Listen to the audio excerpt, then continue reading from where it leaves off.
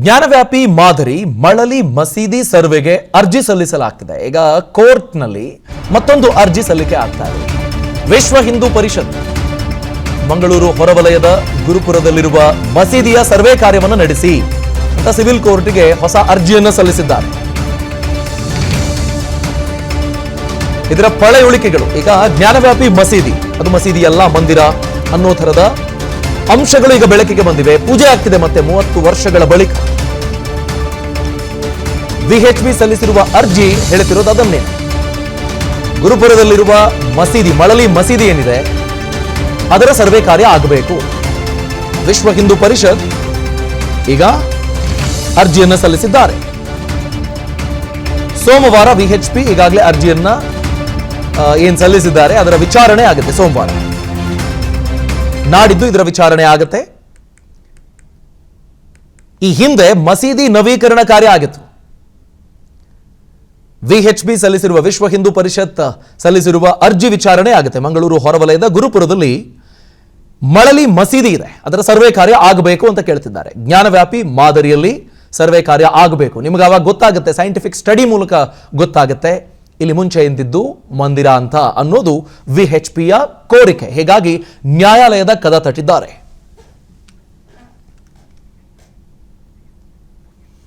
ಎರಡ್ 2022 ಏಪ್ರಿಲ್ 21ರಂದು ಮಸೀದಿ ನವೀಕರಣ ಕಾರ್ಯ ಆಗಿತ್ತು. ರಿನೋವೇಷನ್. ಮಸೀದಿ ನವೀಕರಣದ ವೇಳೆ ದೇಗುಲ ಇರುವ ಗುರುತು ಪತ್ತೆಯಾಗಿತ್ತು. ಈಗ ನಿಮಗೆ ಜ್ಞಾನವ್ಯಾಪಿ ಮಸೀದಿಯ ಪ್ರಕರಣದಲ್ಲೂ ಹಾಗೆ ಆಗಿದೆ. ಅದು ಮಸೀದಿ ಅಲ್ಲ, ಮಂದಿರ ಅನ್ನೋದು ಗೊತ್ತಾಗ್ತದೆ. ಯಾಕೆ?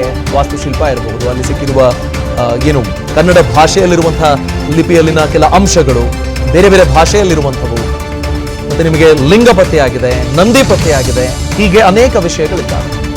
ಅದೇ ಥರ ಮಳಲಿ ಮಸೀದಿಯ ಬಗ್ಗೆ ಚರ್ಚೆ ಆಗ್ತಿದೆ. ಮಸೀದಿ ಪಕ್ಕದ ನದಿಯಲ್ಲಿ ಪಾಣಿಪೀಠ, ಪೂಜಾ ಸಾಮಗ್ರಿ ಸಿಕ್ಕಿತ್ತು. ದೇವಸ್ಥಾನದ ಶೈಲಿಯ ವಾಸ್ತುಶಿಲ್ಪ ಇತ್ತು, ಕಂಬಗಳು ಪತ್ತೆಯಾಗಿದ್ವು. ಅಷ್ಟಮಂಗಲದಲ್ಲಿ ದೈವಜ್ಞರ ಪ್ರಶ್ನೆ ವೇಳೆನೂ ದೇಗುಲ ಇರೋದು ಸಾಬೀತಾಗಿತ್ತು. ರಾಷ್ಟ್ರ ಮಟ್ಟದಲ್ಲಿ ಸದ್ದು ಮಾಡಿತ್ತು ಮಳಲಿ ಮಸೀದಿ ವಿವಾದ. ಹೀಗಾಗಿ ವಿಎಚ್ಪಿ ಮುಖಂಡರು ನ್ಯಾಯಾಲಯದ ಮೊರೆ ಹೋಗಿದ್ದಾರೆ. ಸರ್ವೆ ಮಾಡಿಸಿ ಅಂತ ಮಂಗಳೂರು ಸಿವಿಲ್ ಕೋರ್ಟ್ನಲ್ಲಿ ಅರ್ಜಿ ಸಲ್ಲಿಕೆ ಆಗಿದೆ. ಈ ಬಗ್ಗೆ ಮಾಹಿತಿ ಪಡ್ಕೊಳ್ಳೋಣ. ನಮ್ಮ ಪ್ರತಿನಿಧಿ ಆದಿತ್ಯ ದೂರವಾಣಿ ಸಂಪರ್ಕದಲ್ಲಿ ಜಾಯಿನ್ ಆಗ್ತಿದ್ದಾರೆ. ಆದಿತ್ಯ, ಈಗ ಅರ್ಜಿ ಸಲ್ಲಿಸೋದರ ಜೊತೆಗೆ ಪುರಾವೆಗಳು ಅನ್ನೋದನ್ನ ಏನನ್ನ ಒದಗಿಸೋದಕ್ಕೆ ಮುಂದಾಗ್ತಿದೆ ವಿಎಚ್ಪಿ, ಅಂಡ್ ಈ ವಿಚಾರಣೆಯ ಕುರಿತಾಗಿ ಇರುವ ಒಂದು ಕುತೂಹಲದ ಬಗ್ಗೆ ತಿಳಿಸ್ಕೊಡಿ ಆದಿತ್ಯ. ಜ್ಞಾನವ್ಯಾಪಿ ಮಾದರಿಯಲ್ಲಿ ಮಂಗಳೂರು ಮಳಲಿ ಮಸೀದಿ ವಿಚಾರದಲ್ಲಿ ಈಗಾಗಲೇ ಏನು ವಿಎಚ್ಪಿ ಹೈಕೋರ್ಟ್ ನಲ್ಲಿ ಮತ್ತೆ ಗೆಲುವನ್ನು ಸಾಧಿಸಿದೆ ಅಂತಾನೆ ಹೇಳ್ಬಹುದು. ಪರವಾಗಿ ಅರ್ಜಿಯನ್ನು ಅಂದ್ರೆ ಮಸೀದಿ ಪರವಾಗಿ ಅರ್ಜಿಯನ್ನು ಸಲ್ಲಿಸಿತ್ತು. ಇದನ್ನು ಹೈಕೋರ್ಟ್ ತಿರಸ್ಕರಿಸಿರುವಂತದ್ದು. ಮಳಲಿ ಪ್ರಕರಣದ ಸಂಬಂಧಪಟ್ಟಂತೆ ಸಿವಿಲ್ ಕೋರ್ಟ್ಗೆ ಸಿವಿಲ್ ಅರ್ಜಿಯನ್ನು ವಿಶ್ವ ಹಿಂದೂ ಪರಿಷತ್ ಸಲ್ಲಿಸಿತ್ತು. ಇದರ ಸಲುವಾಗಿ ಈಗ ಅರ್ಜಿ ಮತ್ತೆ ವಿಎಚ್ಪಿಗೆ ಗೆಲುವು ಸಾಧಿಸಿರುವಂತದ್ದು. ಅಂದ್ರೆ ನವೀಕರಣ ಮಾಡದಂತೆ, ಏನು ಮಸೀದಿಯನ್ನು ಪುನರ್ ನವೀಕರಣ ಮಾಡದಂತೆ ಸಿವಿಲ್ ಕೋರ್ಟ್ ಮೂಲಕ ತಡೆಯಾಜ್ಞೆಯನ್ನು ವಿಎಚ್ಪಿ ತಂದಿತ್ತು. ಅದಕ್ಕೆ ಈಗ ಸಮ್ಮತಿಯನ್ನು ಹೈಕೋರ್ಟ್ ಸಲ್ಲಿಸಿರುವಂತದ್ದು.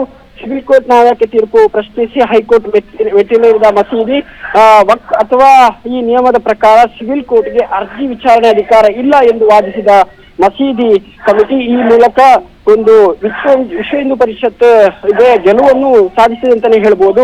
ಮಸೀದಿ ಅರ್ಜಿ ಈಗ ಏನು ತಿರಸ್ಕಾರ ಆಗಿರುವಂತದ್ದು. 2 ದಿನಗಳ ಹಿಂದಷ್ಟೇ ಈ ಬಗ್ಗೆ ಆದೇಶವನ್ನು ಹೈಕೋರ್ಟ್ ಮಂಡಿಸಿತ್ತು. ಇನ್ನು ಜ್ಞಾನವ್ಯಾಪಿ ಮಾದರಿಯಲ್ಲಿ ಈ ಮಸೀದಿ ಸರ್ವೆ ಆಗ್ಬೇಕು ಅಂತ ಹೇಳುವಂತಹ ವಿಚಾರವನ್ನು ವಿಎಚ್ಪಿ ಮಾಡ್ತಾ ಇರುವಂತದ್ದು. ಮಂಗಳೂರು ಸಿವಿಲ್ ಕೋರ್ಟ್ಗೆ ಹೊಸದಾಗಿ ಅರ್ಜಿಯನ್ನು ಸಲ್ಲಿಸಿದೆ. Thank you Aditya.